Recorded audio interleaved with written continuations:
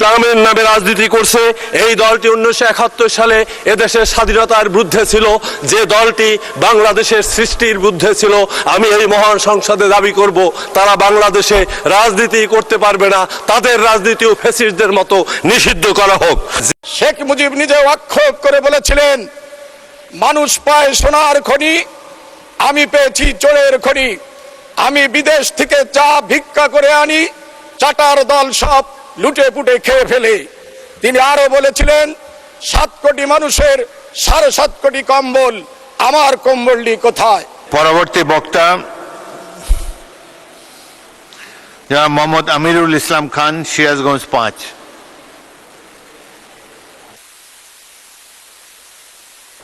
আপনার সময়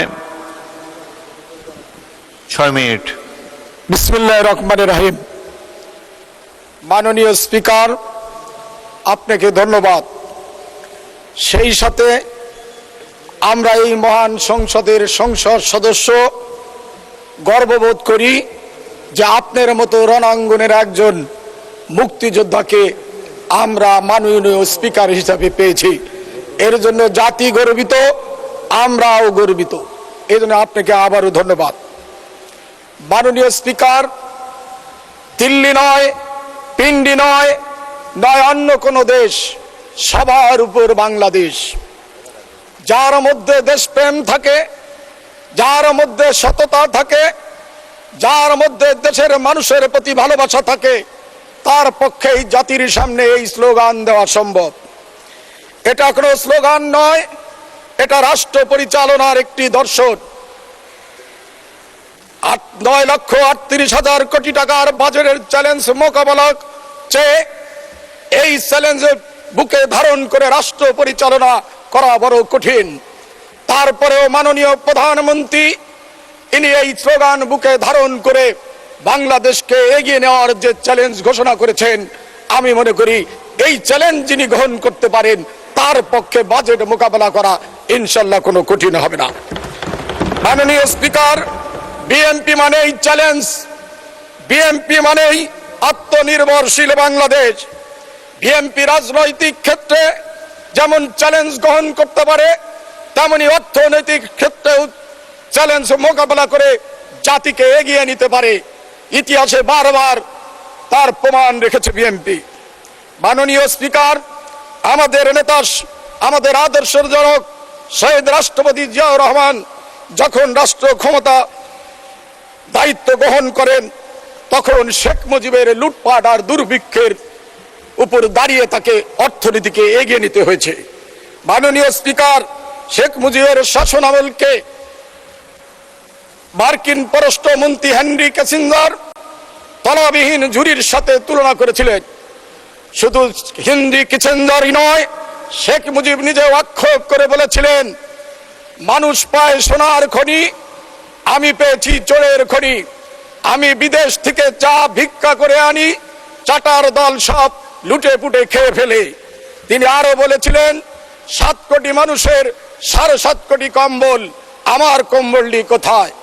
মাননীয় স্পিকার, আমাদের নেতা শহীদ রাষ্ট্রপতি জিয়াউর রহমান রাষ্ট্র ক্ষমতায় অধিষ্ঠিত হয়ে সেই লুটপাট আর দুর্ভিক্ষের চ্যালেঞ্জ মোকাবেলা করে বাংলাদেশকে অর্থনৈতিক ভাবে স্বয়ংসম্পূর্ণ করে তুলেছিলেন। মাননীয় স্পিকার, শুধু তাই নয়, পরবর্তীতে হুসেইন মোহাম্মদ এরশাদের সামরিক শাসনের বিরুদ্ধে দীর্ঘ 9 বছর আন্দোলন সংগ্রাম করে এরশাদকে উৎখাত করে আমাদের মা, আমাদের নেত্রী বাংলাদেশের রাষ্ট্র ক্ষমতা হাত তুলে নিয়েছিলেন, দায়িত্ব নিয়েছিলেন। মাননীয় স্পিকার, এরশাদের লুটপাটের সময় 1990 সালে এরশাদ যে সর্বশেষ বাজেট দিয়েছিলেন, সেই বাজেট ছিল 87 ভাগ পর নির্ভরশীল এবং ডোনেশনের বাজেট। বেগম খালেদা জিয়া রাষ্ট্র ক্ষমতায় অধিষ্ঠিত হয়ে সেই প্রথমেই সেই বাজেটকে 50 ভাগ আত্মনির্ভরশীল বাজেট তিনি ঘোষণা করেছিলেন। মাননীয় স্পিকার, 1996 সালে শেখ হাসিনা রাষ্ট্র ক্ষমতায় এসে আবার লুটপাট শুরু করে এবং শেয়ার মার্কেট থেকে 96,000 কোটি টাকা লুটপাট করে বাংলাদেশের অর্থনীতির মেরুদণ্ড ভেঙে দিয়েছিলেন। কিন্তু 2001 সালে দেশনেত্রী বেগম খালেদা জিয়া আবার রাষ্ট্র ক্ষমতায় এসে বাংলাদেশের অর্থনীতির চাকাকে সচল করেছিলেন। সেই দিন বেগম খালেদা জিয়ার অর্থনীতির সফলতায় কে বিশ্ব অর্থনীতিবিদ এবং বিশ্লেষকরা এবং বিশ্বের বিভিন্ন সংস্থা বেগম খালেদা জিয়ার অর্থনৈতিক সফলতাকে দক্ষিণ এশিয়ার ইমার্জিং টাইগার হিসেবে তুলনা করেছিলেন। তেমনি ভাবে আজ আমাদের নেতা জনাব তারেক রহমান এবং তার সুযোগ্য অর্থমন্ত্রী আমির খোরশেদ মাহমুদ চৌধুরী যে প্রেক্ষাপটে জাতির সামনে এই বাজেট উপস্থাপন করেছেন, আমি মনে করি এই বাজেট চ্যালেঞ্জের বাজেট। তারপরেও যে চ্যালেঞ্জ ওনারা ঘোষণা করেছেন, আমরা মনে করি বিএনপি এবং এই সরকার অবশ্যই এই চ্যালেঞ্জ মোকাবেলা করে সফলতা আনবেই। মাননীয় স্পিকার, ফ্যাসিস্ট শেখ হাসিনা পালিয়ে যাওয়ার পূর্বে অর্থনীতির যে করুণ চিত্র রেখে গেছেন, তার সামান্য চিত্র আমি জাতির সামনে তুলে ধরতে চাই। 500 টাকার বালিশ যখন 80,000 টাকায় ক্রয় করা হয়েছে, 30,000 কোটি টাকায় 2400 মেগাওয়াট বিদ্যুতের পারমাণবিক বিদ্যুৎ নির্মাণ করা সম্ভব। সেই 30,000 কোটি টাকার প্রকল্প 1,00,000 কোটি টাকা গ্রহণ করে লক্ষ লক্ষ হাজার হাজার কোটি টাকা কমিশন বাণিজ্য করে বিদেশে পাচার করে কানাডায় বেগম পাড়া তৈরি করেছে।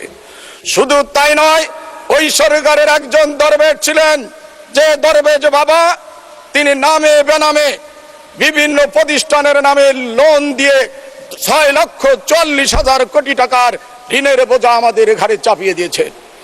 মাননীয় তৎকালীন ফ্যাসিস্ট প্রধানমন্ত্রী তার বাবাকে স্মরণীয় করার রাখার জন্য অপ্রয়োজনীয় কর্ণফুলী টানেল প্রতিস্থাপন করে জাতির ঘাড়ে ঋণের বোঝা চাপিয়ে দিয়ে গেছেন। শুধু ধন্যবাদ মাননীয় সদস্য।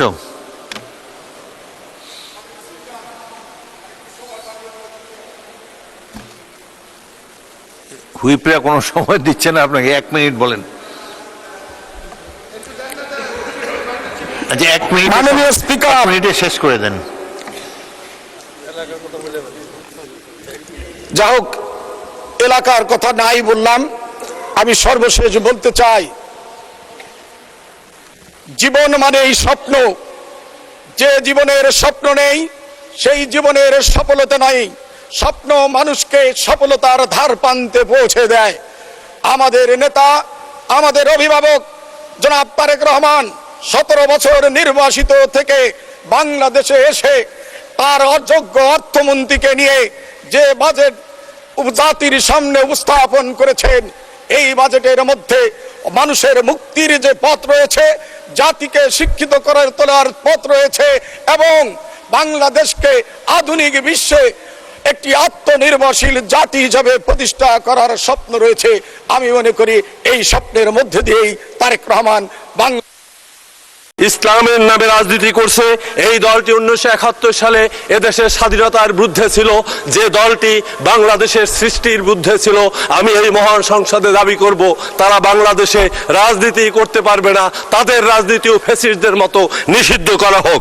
যে রাজনৈতিক দলটি নিজেদেরকে নামের আগে বা পরে ইসলাম শব্দ বলে, তারাই ইসলামের সব জায়গায় নিয়ন্ত্রক এমন নয়। বিড়ির শুকটানের মধ্য দিয়েও তারা বলেছে যে সকল পাপ মওকুফ হওয়া যাবে।